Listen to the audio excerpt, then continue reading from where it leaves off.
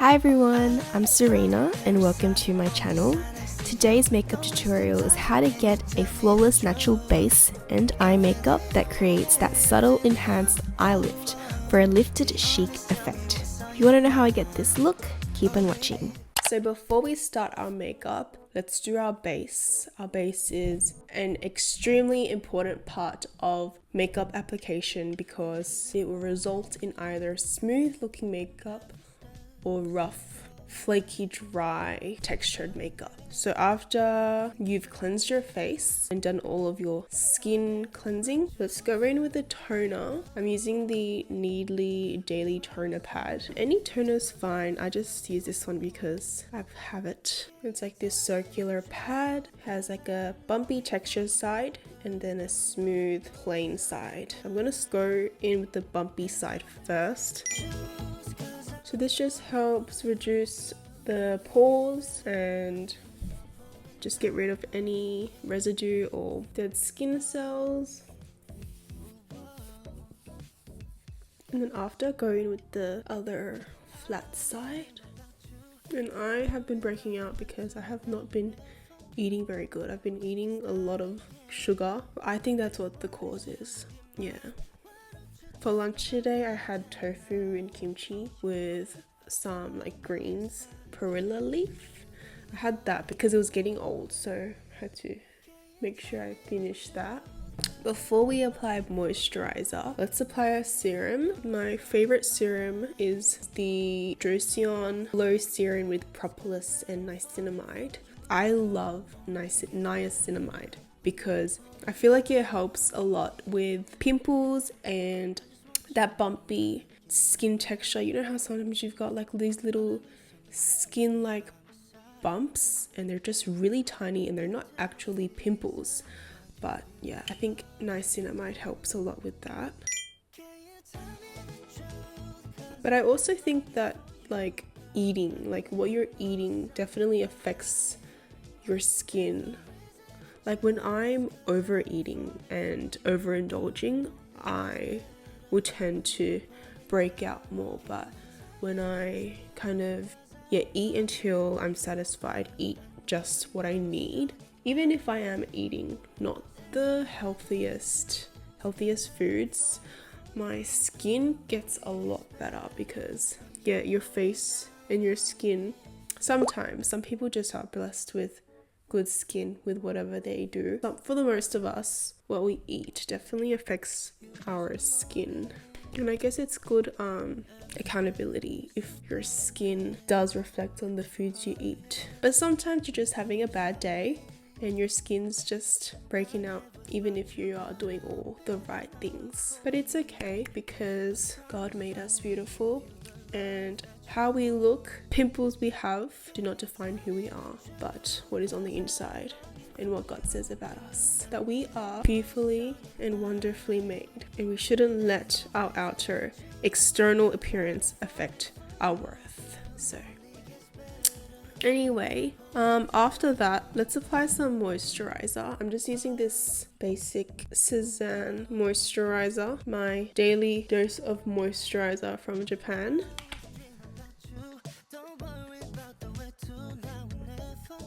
I'm gonna first show you guys how not to apply your base makeup. So usually for my everyday makeup, I only wear concealer. I don't wear foundation. I don't like caking my face full of foundation. I like to just put concealer where I need it and then have my natural skin kind of shine through that because I think that just looks the most beautiful and natural. So with my concealer, I use the SAEM concealer every day. So this is how not to do it. I used to just apply like a big amount like that. I'm gonna do half. So this face is what not to do, this face is what to do. And then I will do some here, put some on my blemishes, and then I would go in with my beauty blender and then just buff it away. And like this is easy way to just quickly pop on your makeup and it's like done, like concealer and then sponge, bam bam bam, and you're like almost done already. But it doesn't offer a very nice seamless finish. So usually for the entire face, it doesn't matter too much whether you're using a sponge or the application of it, because it is like less noticeable, but it's a lot more noticeable around like the eye area, which is a very important part, because you know we all have dark circles. Well, most of us do, and that is the first place where, you know, when you're looking at someone, you see. So the application for the front parts and the under eyes for your face matter a lot more. So sometimes I would just, you know, pack on the product and then sponge it out for the outer area of my face. But yeah, so after that I would usually go in with a powder. This is the CANMAKE one, and then I would grab my sponge, just pack it on.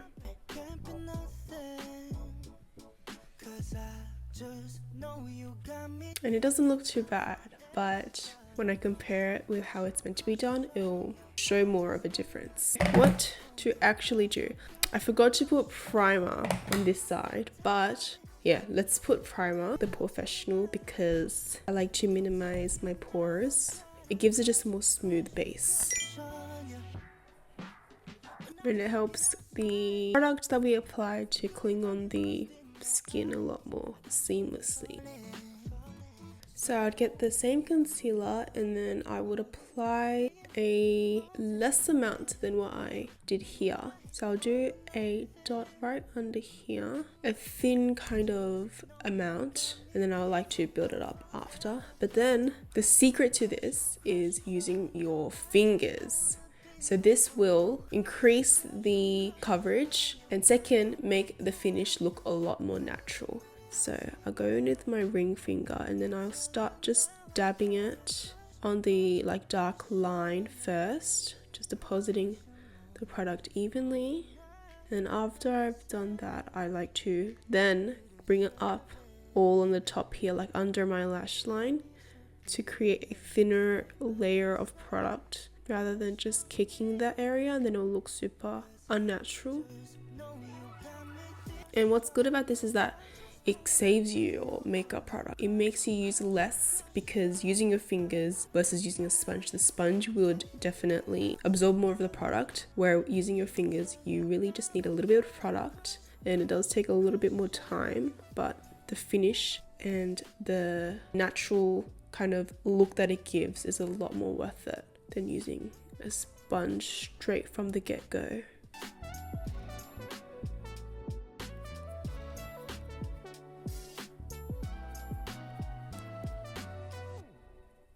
And then after, for the rest of the face, then I like to go in with my sponge and blend it after I've kind of distributed the layer of product on.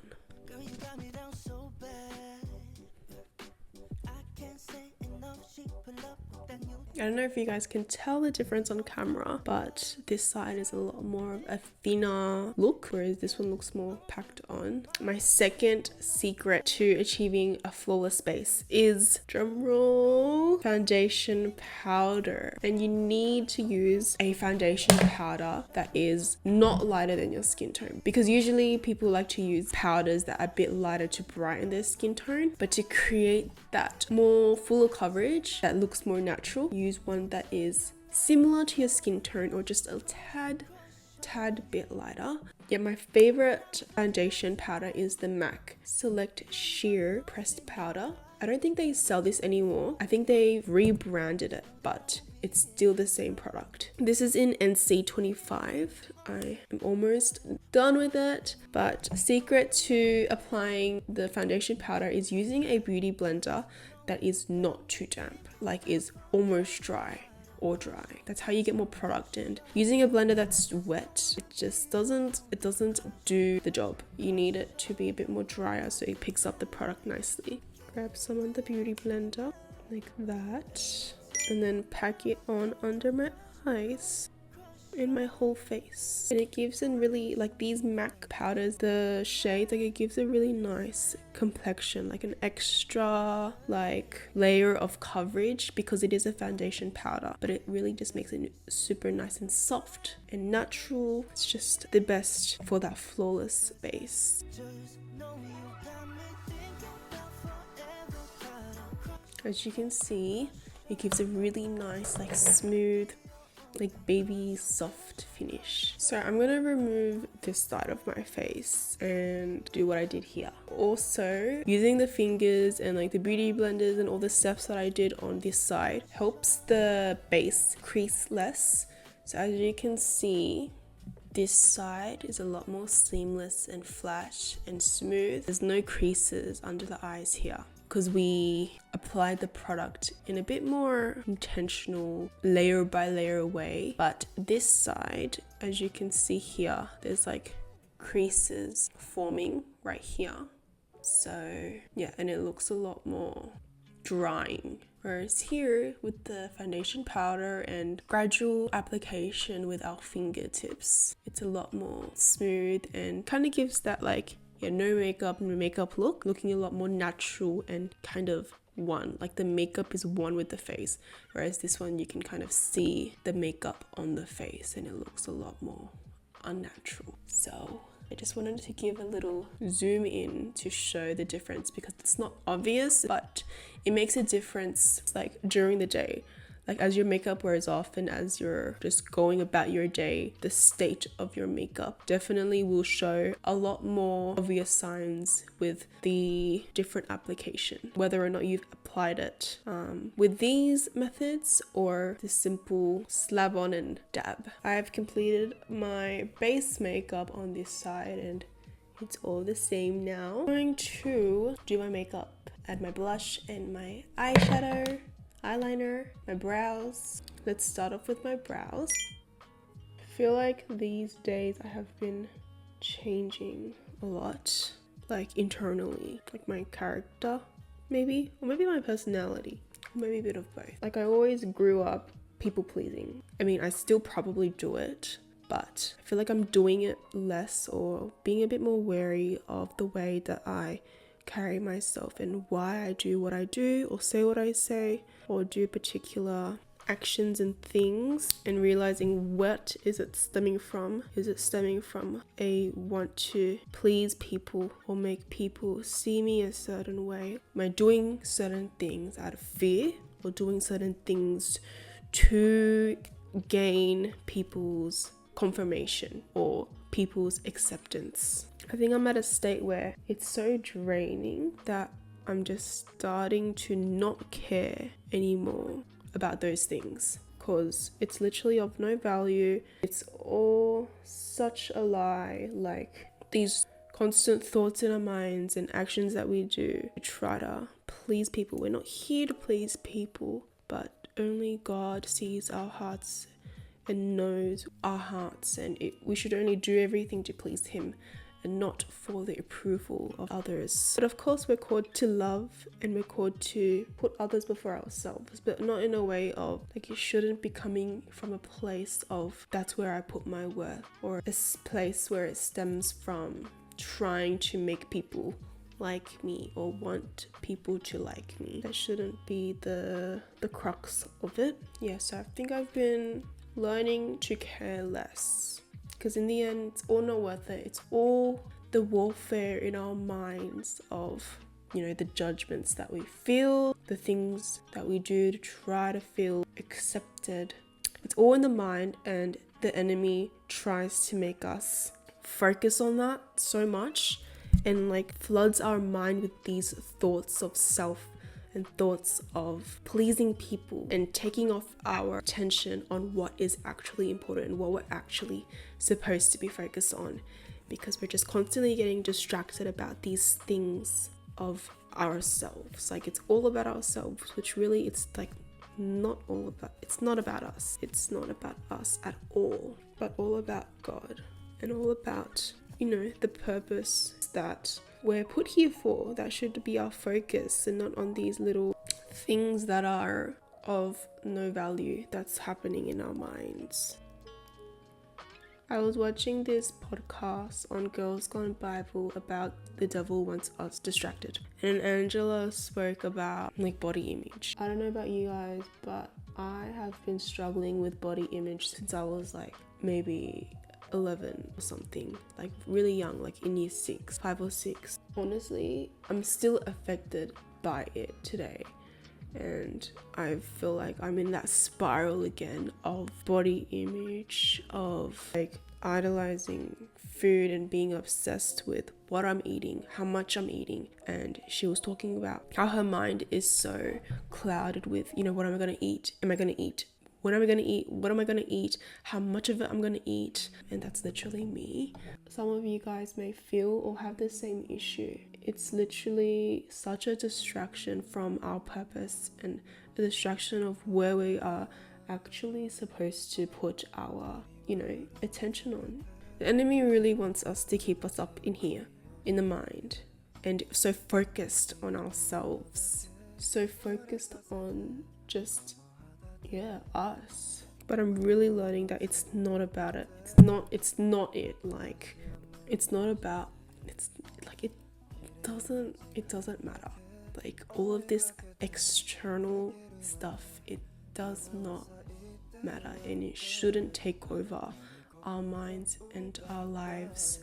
And it's hard because it's something that I am going through right now, but it's a journey. It's not going to go away in a split second, but yeah, it's a journey, and it's building me up even when I don't know how. But I'm sure that doing this process, it's for a reason, and hopefully once I have fully overcome it, it could be a testament to others, having hope in overcoming the struggles with body image and having our minds so literally drowned in these thoughts. But you know, we need to remind ourselves of the truth of the word and what God says about us, because all of these are lies, all the things that we think that literally drown us, like about body image, about not feeling worthy, of not loving ourselves. It's all a lie, and yeah, we need to replace it with the truth. Okay, I'm gonna do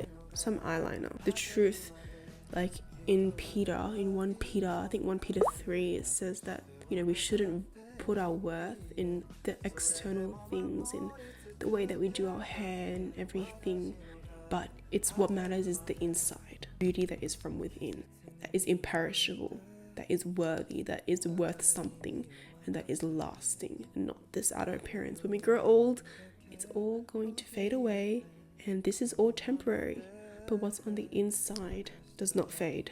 The beauty and the love and the spirit that we have inside, which we train in goodness, in love, that's what matters.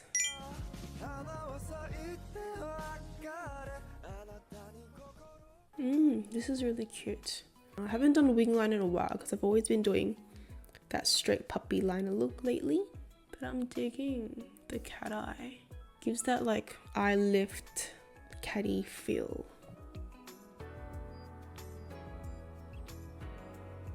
I'm gonna do a bit of some cat eye effect under my lower lashes. So I'm gonna get this brown shade from the DASIQUE palette.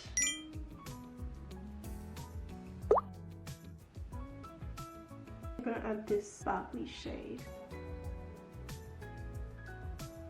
Brown mascara.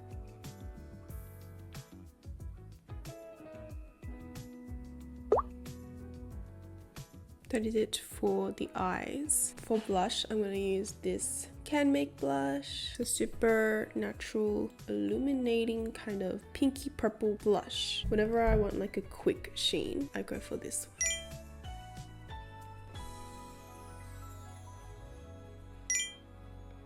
Of course, can't forget my highlighter. Highlighter is such a game changer. Like, look at that illumination. For the lips, I'm gonna use the peripera, what is this? Ink Mood Glowy Tint in shade 09. It's like a nudish brown.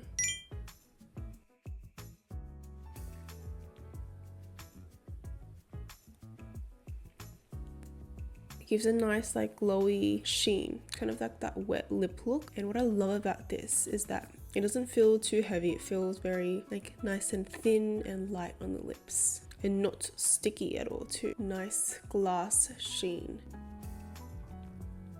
And that is it for the look. Thank you everyone for watching today's tutorial. I hope that you not only got some makeup tips and tricks, but also taking with you some encouragement on life as you conquer the world. It all starts from within. See you next time.